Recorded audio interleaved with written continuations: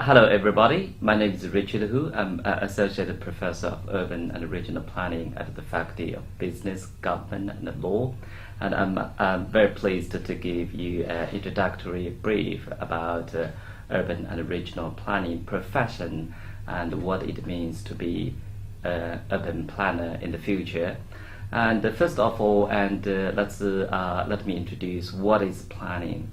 Planning is a very broad concept and people find it very hard to define, and so far I have not been able to find a one sentence explanation of planning because like most professions and disciplines, planning has been evolving, and profession and its contents, the scope of its concerns have been changing and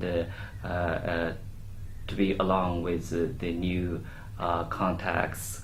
And however, with that said, and there is some core area of planning that is to build the communities for people and make the communities be in cities, towns, or suburban or rural areas. And planning has a very a diversity of areas, and including land use planning and development control, urban design and placemaking, transport and infrastructure and services provisions, for example. And when we move into a new community, we want to find out the schools and kindergartens, we want to find out the post offices, and we want to find out where we should go for shopping. So all of those infrastructures and facilities and services are within the scope of planning. So truly planning is, as I said in the very beginning, is a very broad and very comprehensive and it is still evolving at this moment. So, for example, in the recent years, and with the increasing challenge of climate change and the issues of sustainability, etc. So, climate change and sustainability are also emerging concerns of planning. So, also including within the city management area and the international relationship, for example, terrorism and emergency management, disaster management, and resilient communities. Those are the new areas of planning as well. And so for planners, there are so many things that you should learn. For example, in our program, there is a considerable component of economics, and there is also a considerable component of community building and social policy analysis. From these units, you can tell that the major areas of urban and regional planning. So as a planner, you should have knowledge and skills of like the economic development, and also you want to have knowledge about the social policy and advocacy planning and etc. And you will also study units of sustainable communities, etc. And of course, you should also study some units in urban design. Some students might study architecture and etc. And also some law and legal issues are also part of the planning course. So where do planners work, and for whom do planners work? Almost 3 out of 5 planners work for governments at the local, state, or federal level, and the remaining planners work for either private consultants as planning consultants, or work for property developers. And a small proportion, but even though it's a small proportion now, but it is growing, that planners work for not-for-profit organizations, because certain challenges for human society require the efforts from multiple stakeholders. For example, the international collaboration in addressing poverty, inequality, and also in addressing climate change and sustainable issues.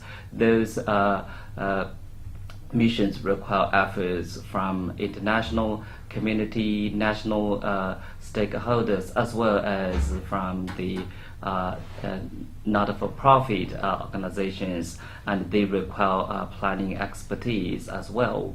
So, and also some university and research agencies also require planning expertise, and some planners work as academics or researchers like myself.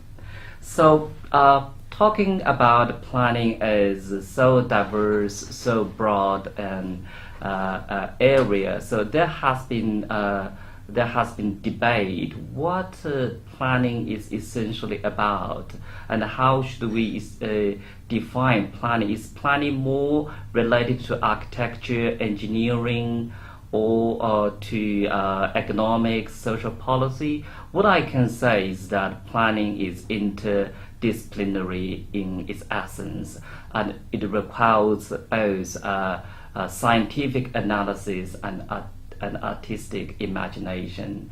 And mind you that 100 years ago, in the early stage of modern planning, planning was part of architecture at the time. For older generation of planners, they were trained as either architects or engineers. But increasingly, the people with legal background, economics background, social background become professional planners. So what I can say is that planning as a profession is both science and art.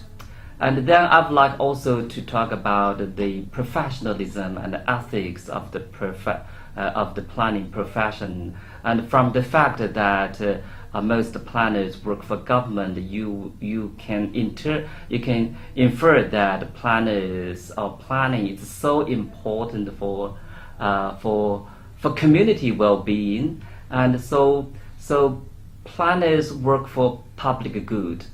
There was a viewpoint that planners are objective technicians or scientists or analysts, and planners are value neutral or free. And this argument has been challenged given the important role planning plays in the community and in the welfare of the public. So increasingly it's accepted that planners have a strong ethical or moral commitment, that is to work for public good and for public interest. And if there is a conflict of interest in the decision making for of planning issues, public good and public interest should prevail over the other concerns. And also planning is politics. And because any important planning decision can impact the interests of so many groups, so many people from different backgrounds. So even though at the technical level you make analysis, you collect the data, you understand the community, you draw the maps, and you make decisions on the buildings.